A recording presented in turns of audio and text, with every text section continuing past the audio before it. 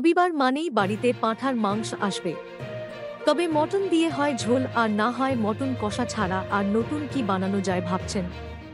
স্বাদ বদল করতে বানিয়ে ফেলতে পারেন রাজস্থানের একটি পদ।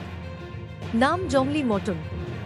একটি পাত্রে পাঁঠার মাংস নিয়ে তার সঙ্গে তেল, লেবুর রস, হলুদ গুঁড়ো, লঙ্কা গুঁড়ো, গরম মশলা গুঁড়ো, রসুন বাটা, নুন মাখিয়ে 2 থেকে 3 ঘন্টা ম্যারিনেট করে রাখুন।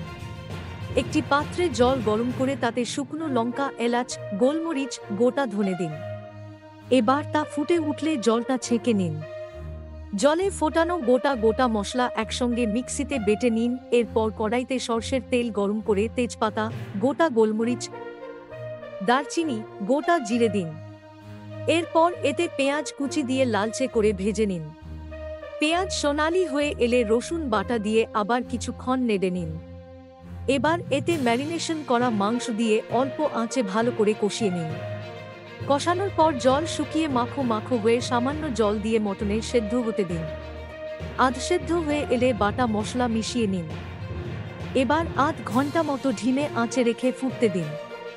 সব শেষে উপর থেকে ধনেপাতা কুচি ছড়িয়ে নামিয়ে নিন। Thank you so much for watching. Subscribe our channel and press the bell icon for more updates.